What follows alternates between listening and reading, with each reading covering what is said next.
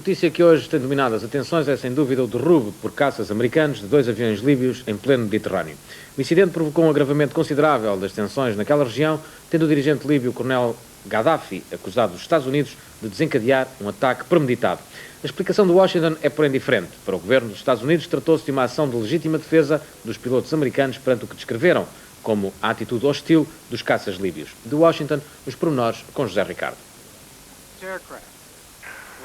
O secretário da Defesa, Frank Carlucci, disse que os pilotos americanos agiram em autodefesa quando abateram os 2 MiGs líbios que os perseguiam. Carlucci negou que este incidente esteja de algum modo relacionado com as novas tensões entre os Estados Unidos e a Líbia, surgidas depois de os Estados Unidos afirmarem ter provas de que a Líbia possui uma instalação industrial pronta a iniciar o fabrico de armas químicas. As indicações de que os Estados Unidos não excluiriam uma ação militar contra aquelas instalações terão levado a Líbia a colocar as suas forças em estado de alerta. Mas o secretário da Defesa, Frank Carlucci, afirmou que o porta-aviões John F. Kennedy navegava a 125 milhas da costa líbia em águas internacionais e que os seus aviões faziam exercícios de rotina quando foram perseguidos pelos MiGs da Líbia numa ação claramente hostil e não numa mera ação de identificação.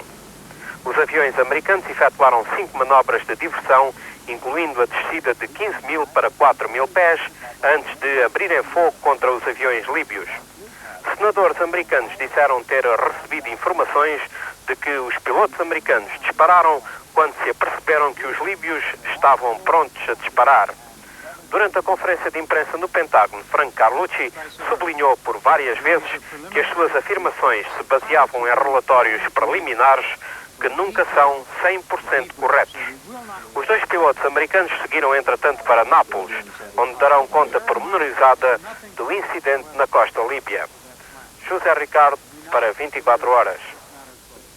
A Líbia, que, como dissemos, descreveu a ação americana como um ataque premeditado, pediu já ao Conselho de Segurança das Nações Unidas que analise as circunstâncias em que ocorreu o combate aéreo de hoje.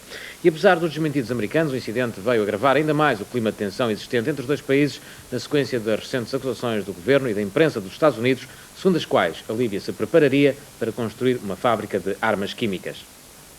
O Departamento de Defesa dos Estados Unidos acusou a Líbia de estar a preparar para fabricar armas químicas que seriam utilizadas por outros países árabes. Segundo os Estados Unidos, a fábrica localizada em Rapta, a pouco mais de 60 km de Trípoli, teria sido construída com o apoio de firmas alemãs ocidentais, o que levou o governo de Bonn a ordenar a realização do inquérito, cujos resultados não provam o envolvimento de empresas da RFA no projeto, segundo revelou o ministro alemão federal dos Negócios Estrangeiros, Hans-Dietrich Genscher. Milhares de líbios manifestaram-se, entretanto, em Trípoli durante o dia de ontem, em protesto contra as acusações formuladas pelos Estados Unidos. Para o governo de Trípoli, a fábrica em questão destina-se à produção de produtos farmacêuticos. Na sua edição de hoje, o jornal New York Times, citando responsáveis americanos, sugere que a Líbia poderá ter transferido do local da fábrica Rapta produtos destinados à produção de armas químicas, nomeadamente tiodiglicol e outras matérias-primas utilizadas na produção do gás de mostarda. Armas químicas foram utilizadas no conflito do Golfo Pérsico e também contra rebeldes curdos no norte do Iraque. A destruição dos 2 caças líbios por aviões norte-americanos é o último de uma série de incidentes graves entre os Estados Unidos e a Líbia desde 1981. Com efeito, durante estes 8 anos, o conflito latente entre os 2 países atingiu o ponto de confrontação direta em pelo menos 4 ocasiões. Em agosto de 1981, registou-se no Golfo de Sidra, cuja soberania é reivindicada pela Líbia, um incidente entre unidades da 6ª Esquadra Naval norte-americana e aviões líbios. No recontro foram destruídos 2 caças bombardeiros da Força Aérea Líbia Sukhoi, de fabrico soviético. Em março de 1986, igualmente na região do Golfo de Sidra, verificou-se um combate naval americano-líbio, tendo as forças do coronel Gaddafi sofrido pelo menos 57 mortes, segundo Trípoli.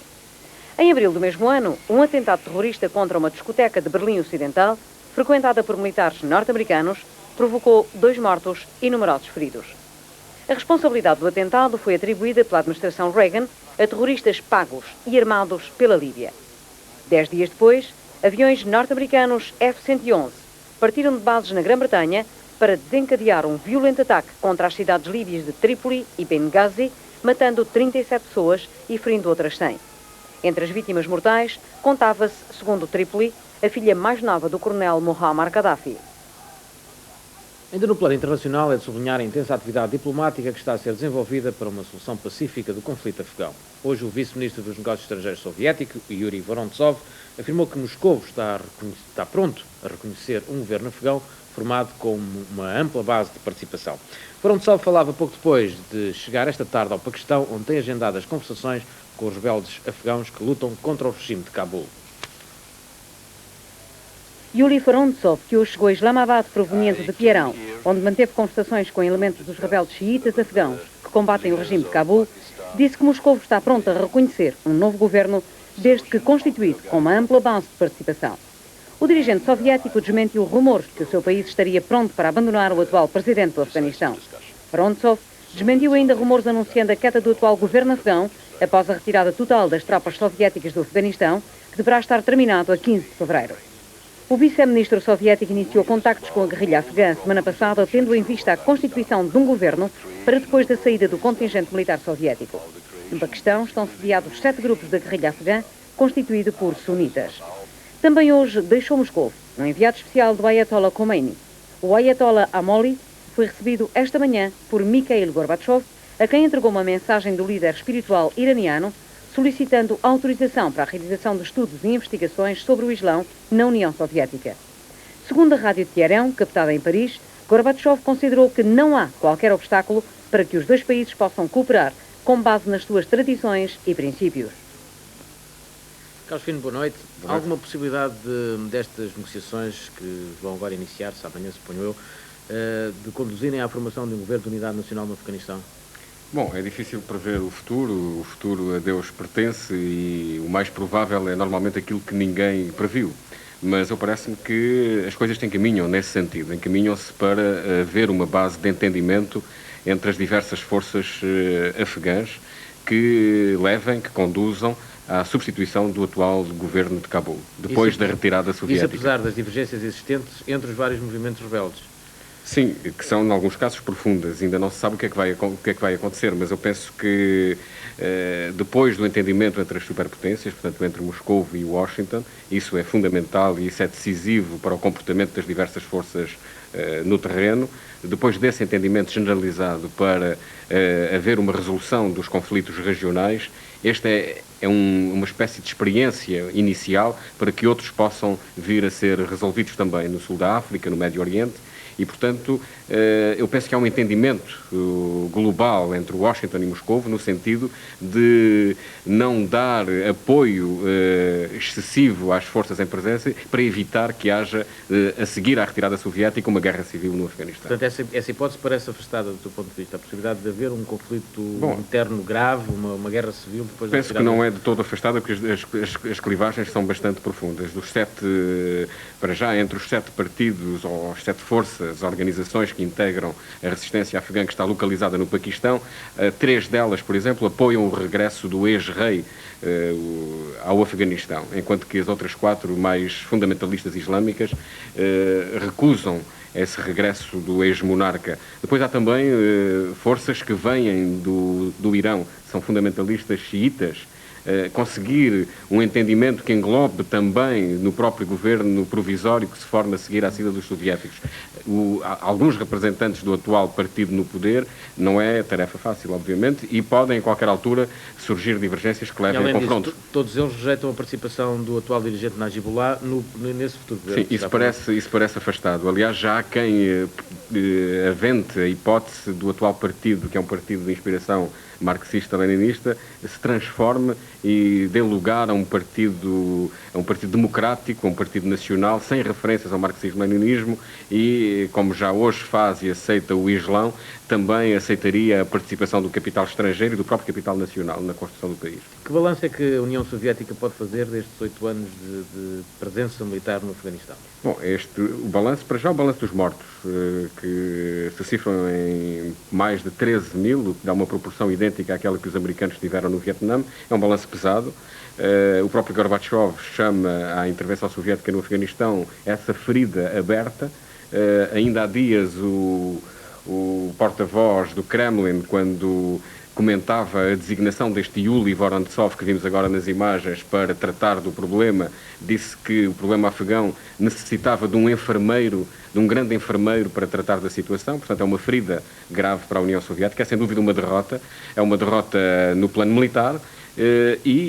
Os esforços que os soviéticos estão neste momento a fazer é para evitar que essa derrota se aprofunde e se transforme numa saída incontrolada, tipo daquela que os americanos, e humilhante, como aquela que os americanos tiveram no Vietnã. É, portanto, minorar os efeitos políticos de uma derrota no terreno. De qualquer maneira, prevê-se que a retirada esteja completa, esteja terminada, 15 de fevereiro, aliás, como está previsto. Sim, hoje o Yuli Vorontsov disse que não seria certo se essa data poderia ou não ser cumprida, deixa já antever, mas os soviéticos estão, por outro lado, com uma pressão dos Estados Unidos. A nova administração americana já fez saber que um não cumprimento do prazo estabelecido nos acordos de Genebra para a retirada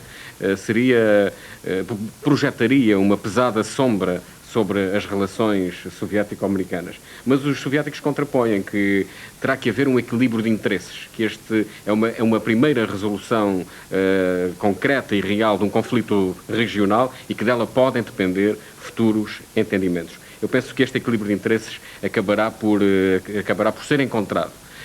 Até porque temos agora também uma outra notícia que aparentemente não tem nada a ver com o Afeganistão, mas que dá indício de um grau de compreensão entre as superpotências que continua a existir, que é o facto dos Estados Unidos terem anuído à realização em Moscovo de uma conferência sobre direitos humanos, contra a qual até agora se opunham. Penso que isto é um sinal de que continua a haver uma linha de entendimento. Portanto, e boas perspectivas de uma solução pacífica para todos estes conflitos. Vamos esperar, vamos ver. Carlos Fino, obrigado por ter vindo ao 24 Horas. Obrigado. Na área da comunicação social, um dos grandes assuntos continua a ser o processo de atribuição de frequências às estações de rádio locais. O prazo de entrega encerrou ontem, mas na Direção-Geral de Comunicação Social continua a dar entrada às propostas enviadas pelo Correio. Neste momento, o número total de candidaturas recebidas é de 385. Também hoje há a destacar a recondução de Dinis de Abreu ao cargo de diretor do Diário de Notícias. À direção do jornal regressaram também Helena Marques e Mário Betancourt Rezendes, exonerados há 3 semanas pelo anterior Conselho de Gerência, uma decisão que causou grande polémica na altura e que foi amplamente divulgada. O jornalista Dinis de Abreu, que reassumiu hoje o cargo de diretor do Diário de Notícias, disse regressar com garantias encorajadoras de que não se repetirá o cenário de pesadelo montado para uma peça da qual aquela direção não fazia parte. Perante a nova direção, à qual voltaram Helena Marques e Mário Rezendes, Dinis de Abreu salientou ter sido feita uma reparação nos planos ético, moral e profissional. Dinis de Abreu agradeceu ao jornalista Fernando Pires por ter assumido o cargo de diretor interino nas últimas 3 semanas, em condições extremamente ingratas. Depois de ter agradecido aos funcionários do jornal, Dinis de Abreu afirmou que o Diário de Notícias continuará fiel aos mesmos princípios de independência e rigor. Dinis de Abreu, boa noite. Em retrospectiva, como encara toda esta série de acontecimentos que começou com a sua demissão do cargo de diretor de Diário de Notícias e que terminou hoje com a sua recondução ao cargo do qual foi exonerado há 3 semanas? Bom, uma retrospectiva naturalmente difícil de fazer. Eu diria que esta crise nunca deveria ter existido. É uma crise que não faz sentido. É uma crise que surgiu sem que houvesse qualquer justificação plausível para que tivesse lugar. Fazer uma retrospectiva, portanto, nestas condições é ingrato, tanto mais que permanecem para mim por explicar alguns aspectos que estiveram subjacentes a todo este processo. Portanto, apesar disso, a crise não foi completamente clarificadora, como disse... Não, pelo contrário, eu considero que a crise foi bastante clarificadora, por esse lado não posso deixar de o reconhecer, clarificadora porquanto, enfim, permitiu de uma forma bem explícita saber o que no Diário de Notícias pensamos, o que queremos e para onde vamos. Isto é extremamente importante e se algum mérito teve de facto esta crise, foi o de ser clarificadora. Então, nesse caso, o que é que ficou por esclarecer em relação ao que estava a dizer anteriormente? Bom, eu diria que o que ficou por esclarecer são as motivações, as origens desta crise.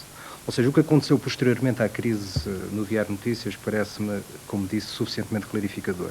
Agora, o que antecedeu esta crise, as razões que estiveram na gênese dessa crise, isso é que não se me figura suficientemente esclarecido. Mas, enfim, eu creio que esta crise é uma crise que não fez história, nem fará história. ponto final nesta crise e, acima de tudo, o Diário de Notícias deverá estar preparado para os novos desafios, aqueles que se nos deparam este ano, aqueles que se colocam no horizonte, num mercado que é profundamente concorrencial e onde o Diário de Notícias terá que, acima de tudo, ser cada vez mais competitivo. Eu penso que esta crise veio levantar, enfim, veio mostrar um pouco a autoridade que o governo, qualquer governo, tem sobre os jornais estatizados, sobre empresas estatizadas, sobre os jornais de que o Estado é proprietário. Não acha que a sua recondução, nestas circunstâncias, o coloca um pouco nas mãos desse mesmo poder? Não. A questão tem uma resposta fácil. O Governo agiu em relação a uma administração e por razões que entendeu pertinentes. A direção do jornal não tem qualquer relação com o Governo, limita-se apenas a exercer as suas competências e foi precisamente porque as suas competências não estavam a ser devidamente respeitadas pelo anterior Conselho de Gerência que surgiu esta crise com a caracterização que conhecemos. A direção do jornal é absolutamente independente. O Diário de Notícias é um jornal independente do poder político, do poder económico, é um jornal que tem exatamente granjeado a sua credibilidade mercê dessa independência. Creio que não haverá ninguém que possa levantar a suspeita de qualquer dependência do Diário de Notícias. Enquanto falamos da sua orientação editorial, enquanto temos em vista o seu perfil como jornal. É evidente que o Diário de Notícias é um jornal do setor público, consequentemente a sua administração é nomeada pelo Governo. Simplesmente a lei de imprensa estabelece fronteiras muito claras entre o que é gestão e o que é superintendência e responsabilidade no conteúdo informativo de um jornal do setor público, da mesma forma que, embora com outras características, aqui na televisão, isso acontece. Inês Abreu, só mais uma pergunta. Está a planear alguma reestruturação, alguma remodelação do jornal, agora neste seu novo mandato? Bom, é evidente que o Diário de Notícias não é, e tem-no provado, um jornal estático, um jornal que se limita apenas a viver um pouco à sombra dos louros recolhidos. O Diário de Notícias é um jornal dinâmico, é um jornal que procura constantemente a sua inovação e prova disso, como tive a oportunidade de referir, aliás, na última presença que aqui tive no 24 Horas, foram as várias iniciativas que ao longo de 88 o Diário de Notícias pôde concretizar. Naturalmente que em 89 vão surgir outras iniciativas, algumas que já estavam programadas, outras que naturalmente virão a seu tempo.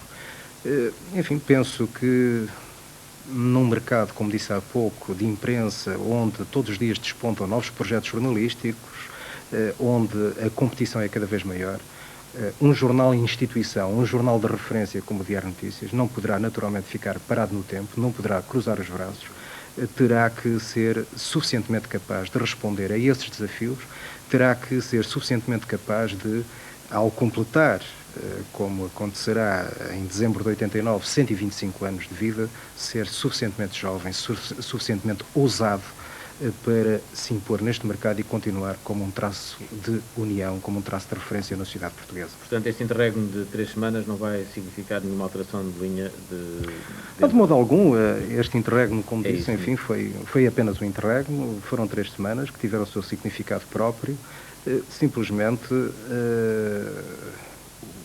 a orientação não tem que ser corrigida, continuamos naturalmente igual a nós próprios, o jornal continuará a ser rigorosamente um jornal independente, continuará a ser rigorosamente um jornal que, acima de tudo, procurará privilegiar a informação isenta, uma opinião plural.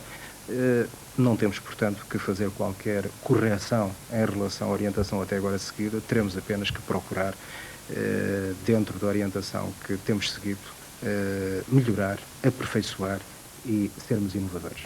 Inês Abreu, obrigado por ter vindo ao 24 Obrigado também. Mas no plano nacional é destacar também as comemorações dos 700 anos de Vila Real, que começaram hoje oficialmente na presença do Presidente Mário Soares. Na ocasião, o Presidente foi distinguido com a medalha de ouro da cidade e considerado cidadão honorário de Vila Real. As festas que vão prolongar-se até junho incluíram hoje a reconstituição, na freguesia de Constantim, de uma feira do século passado, que contou com a presença de milhares de pessoas e também do Presidente da República. Fazem hoje precisamente 700 anos que Dom Dinis concedeu fural a Vila Real. Foi em 4 de janeiro de 1289. Mário Soares juntou-se às comemorações e, após as cerimónias protocolares na Avenida Carvalho Araújo, foi recebido na Câmara Municipal. O presidente da municipalidade apelou à unidade para que o desenvolvimento se concretize. Trás-os-Montes deixará de ser um parente pobre e envergonhado de um país assimétrico e de uma Europa mais rica. Palavra de Armando Moreira. Mário Soares, condecorado com a medalha de ouro da cidade, afirmou a sua confiança no progresso transmontano. Após a sessão de boas-vindas, Mário Soares visitou o Santuário de Panóias, datado do século I a.C. Aqui celebravam-se os rituais de adoração aos deuses. Por Panóias era também conhecida esta região no tempo em que Dom Dinis concedeu fural. Já em Constantí, o último ponto da deslocação de Mário Soares, o Presidente da República foi acolhido pela multidão que o esperava na feira da localidade. A comitiva apreciou os produtos e as especialidades da região e ainda houve tempo para se experimentar a pontaria. O programa do Presidente terminou após o almoço que teve lugar na pousada da Serra do Marão. Outros acontecimentos foram também notícia hoje em Portugal, nomeadamente a paralisação temporária da Faculdade de Ciências de Lisboa, afetada por dificuldades financeiras, o plenário da CGTP para análise, entre outros temas, da política laboral do Governo e ainda da reunião da Comissão Política do PSD, na qual foram debatidas, entre outras questões, a política de concertação social. Reunida esta tarde, a Comissão Política Nacional do PSD fez a análise da situação política portuguesa e abordou, com particular atenção, a situação laboral que se atravessa. Tivemos também a analisar algumas informações que temos sobre algumas movimentações ou ações mesmo, vindas de centrais sindicais ou de sindicatos, que procuram criar algum clima que possa levar a alguma perturbação social. Nomeadamente, o Partido Social Democrata não compreende algum protelamento, algum arrastamento que está a verificar neste momento no diálogo social em Portugal. Reunidos em plenário durante toda a manhã e tarde de hoje, estiveram também os sindicatos da CGTP. O plenário da CGTP decidiu mandatar o Conselho Nacional para a definição das várias formas de luta e mesmo a greve geral, caso o Governo não altere a sua política social e pacote laboral. A reunião da CGTP decidiu convocar já para o dia 28 uma série de manifestações e concentrações em todo o país. Em situação difícil encontra-se a Faculdade de Ciências de Lisboa com os alunos sem aulas. Isto porque, para além de enormes dívidas à EDP e à EPAL, a Faculdade de Ciências de Lisboa não tem, neste momento, possibilidades financeiras para adquirir os reagentes químicos indispensáveis ao funcionamento das aulas de laboratório. À luz da autonomia universitária, competiria à Reitoria da Universidade de Lisboa solucionar o problema. Só que isso não acontece porque a Universidade de Lisboa não tem ainda autonomia financeira para transferir as verbas necessárias. Por isso, espera-se agora que o Ministério das Finanças desbloqueie o dinheiro indispensável para que as aulas possam continuar. Definitivamente, nós não vamos conseguir funcionar com as verbas que estão atribuídas, de facto, em termos de aulas mesmo. Em relação, só para dar um exemplo, em relação à química, enfim, que é o caso assim mais à mão, a Química teve, o ano passado, cerca de 14 mil contos em funcionamento, portanto, para reagentes e tudo isso, para as aulas. E este ano estão-lhe atribuídos cerca de 5 mil contos, portanto, menos 9 mil contos que o ano passado. A Academia de Cultura e Cooperação foi criada há um ano por iniciativa das Misericórdias Portuguesas. Nesta academia ensina-se, entre outras atividades artísticas, a pintura a óleo, desenho, cerâmica e tapeçaria. E agora, no Palácio de Alveias, em Lisboa, estão expostos para quem os quiser apreciar os trabalhos que os mais de 200 alunos da Academia realizaram ao longo deste primeiro ano de atividade. Na base da criação da Academia de Cultura e Cooperação esteve o propósito de proporcionar às pessoas mais idosas a possibilidade de virem a desenvolver a sua criatividade, valorizando as suas vidas e também a existência dos que as rodeiam. Eu penso que, de uma maneira geral, a atitude das pessoas em relação a esta mostra é de grande satisfação, não é verdade? Há muitíssima satisfação, não é? Aqui está um ano de trabalho, com muita dedicação de todos os alunos e, na verdade, todas as pessoas que têm cá vindo têm gostado bastante, não é? Cerca de 250 de alunos frequentam, desde outubro passado, a Academia de Cultura e Cooperação, iniciativa da União das Misericórdias Portuguesas. Os professores são 21. Cada aluno paga ao longo do ano um total de 3.500 escudos. Para alguns, a entrada na Academia foi uma revelação de talentos até então desconhecidos. Para outros, uma saída para a solidão impiedosa que as grandes cidades encerram. Esta experiência deverá em breve generalizar-se a outros pontos do país. Para a nossa academia há presentemente um problema grave. É o problema do espaço. Porque em pouco tempo o espaço ficou-nos reduzido porque aumentou imensamente o número de pessoas interessadas em frequentar a academia. Pensamos, se realmente houver quem nos ajude, dentro de pouco tempo, alargar este espaço e proporcionar às pessoas mais idosas, mas com vitalidade, que há muitas, um ambiente, portanto, mais alargado, que possa receber muitíssima mais gente. De momento, a Academia de Cultura e Cooperação tem o seu espaço confinado a um 10º andar de um prédio no bairro Tóvis. A partir de amanhã, a RTP vai iniciar a transmissão no primeiro canal de uma nova série de programas intitulada Caminhos de Portugal, na qual serão divulgados os aspectos turísticos mais interessantes das regiões de Trás-os-Montes, Douro, Para Alta e Para Baixa. Simultaneamente acaba de ser lançado mais um livro da mesma série, da autoria de Manuel Dias. Trás-os-Montes e Alto Douro com um cálice de Porto é o 5º volume de uma série de 8 roteiros turísticos, um projeto que se destina essencialmente ao automobilista e está concebido sob a forma de percursos rodoviários. No final de cada itinerário são referidas também informações úteis sobre onde comer e onde dormir. Manuel Dias, jornalista na RTP Porto, é o autor do texto. Um livro subversivo, como ele gosta de lhe chamar. Chamo isto um livro subversivo porque as pessoas vão para a praia, passam férias a olhar para o mar de costas para o país. Isto é um pouco a tentativa, ou pelo menos uma ajuda para isso, para que as pessoas se voltem para dentro de Portugal, para que viajem nele, para que o conheçam devagar, lentamente, que olhem para as coisas, que se furtem um pouco à pressa com que vivemos todos hoje e que percorram demoradamente e atentamente Portugal. Simultaneamente à apresentação deste roteiro, foi dada a conhecer uma nova série de 3 programas que a televisão vai apresentar a partir de amanhã, depois da telenovela. São curtos documentários que refletem as belezas das regiões do norte do país. Em relação aos livros, posso dizer que estão praticamente todos esgotados. 3 estão já publicados 5, 3 dos quais já em segunda edição, à beira de esgotar. Quantos livros vão mais publicar? Vamos publicar mais 3, o total para cobrir o país todo, estão 8 volumes. Em relação à televisão, aquilo que a audiência nos diz, os valores da audiência que nos dizem são francamente positivos. Em 24 horas fizemos já referência aos factos mais significativos que hoje marcaram tanto a atualidade nacional como internacional. Para amanhã, as agendas dos órgãos de informação têm já prevista a cobertura de muitos outros acontecimentos, tanto no campo político como noutras áreas. E o primeiro destaque vai para a série de encontros que o Presidente do Governo Regional dos Açores, Mota Amaral, tem marcados com o Governo Central e com o Presidente da República em Lisboa. De visita a Lisboa estará Mota Amaral. À tarde, o chefe do governo açoriano será recebido por Mário Soares, deslocando-se depois ao Palácio de São Bento para um encontro com Cavaco Silva. Mas na agenda de Mota Amaral não figuram apenas os encontros com Mário Soares e Cavaco Silva. De manhã estará nas instalações da Casa da Moeda, onde assistirá à primeira cunhagem da moeda comemorativa do 10º aniversário da Autonomia Regional dos Açores. Entretanto, na Assembleia da República vai estar em debate a revisão do regime jurídico da duração do horário de trabalho dos trabalhadores da administração pública. Será ainda discutida uma proposta de governo para a Lei de Bases de Reabilitação de Deficientes, em conjunto com o projeto de lei do Partido Comunista Português, que visa estabelecer uma Carta dos Direitos dos Deficientes.